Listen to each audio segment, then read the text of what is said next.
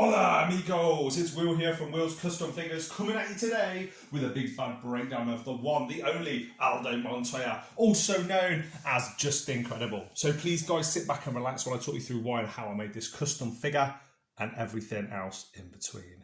So firstly, let's start by why. Well, I was asked by a very nice gentleman to work on one of his favourite wrestlers from the old WWF era, Aldo Montoya. And as I mentioned, this guy has a special place in my heart personally, and I've been dying to work on one as Just Incredible from his fantastic run that he had in WWE, but most notably in ECW. The guys also had different names over the years, such as PJ Palaco, but in my opinion, there is no other gimmick that stands the test of time as an underutilized character as this character. He's a Portuguese wrestler. Just going to show you a few of the details here.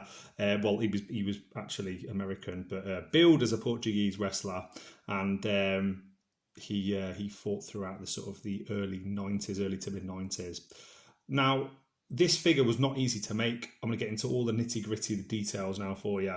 I used a Macho Man base, as you can probably tell. Used the Just Incredible Jack's head, I believe it was, and it's turned out really well. I really think the likeness is spot on, and I've used a hell of a lot of clay to try and get the likeness and all of the details as well here. So firstly, when making this custom figure, it was a case of attaching the head on using a metal pin in the middle and the plastic pin that was originally there to then start to sculpt around the neck and the clay and everything else to make sure it's a nice seamless join there, as you can see. Then it was a case of adding on all of these clay pieces of material. So as you can see, there's like a strip, a band that goes all the way around here, and then from there two of them going up. So I would go from this side at the back all the way around to here, and vice versa. And finally, just massaging the clay in your hands to get it to a nice and well-rounded symmetrical shape to then glue onto the shoulders. Now, there was a bit of a damage control issue because the arms, as you can see, the arms move. If the arms move, then when you get up to past a certain point, they click. With them not being the most articulate of figures, the only way to get them back down is to sort of click them all the way around, and it actually broke off this shoulder pad, so I had to then go and repair it and touch it up with clay. So it's not absolutely perfect. Now the mask, super detailed mask, as you can probably appreciate. This took a lot of time to do. For anybody that wants to do a mask like this, I think it's easier to add on and then take away rather than just trying to get everything perfect first time. So the eye sockets weren't perfect, but I used a tool to then go around and sort of carve out the perfect shaping.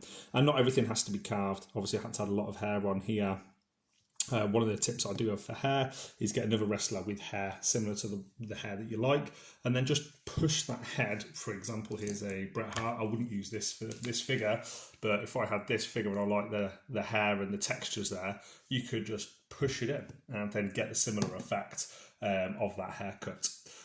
It went all the way around. I've painted on some of the detail there, and the rest of it just speaks for itself. And I think the more effort you go into in the sculpting stage, the easier it is then during the painting stage as well. Now, just to do a bit of a size comparison, here is the absolutely badass Bret the Hitman Hart figure. I've been using this for a lot of my reviews recently, and here is a Jimmy Superfly Snuka, the one, the only Superfly himself. And guys, that is really it for this video. It's been an absolute treat to work on this. Not my favourite version personally of this character, however, certainly one that rings back to my childhood and when I really first started to get into pro wrestling. And as you can see, size wise and comparison wise, next to his fellow WWE Hasbro retro figures, he looks pretty impressive on there with all the details on the logos on the sides of his tights and everything else. And that's it. Please like, comment, subscribe. Let me know in the comment section below if you want one of these yourself or if you want any tips on how to make your own one. It was an absolute pleasure to work on him. And from myself, from Just Incredible, aka Aldo Montoya, aka PJ Palaco, this 47-year-old father of three, absolutely class human being from everything I've seen over the years of interviews. It's been a treat to work on it, and I hope you guys like this video. Peace.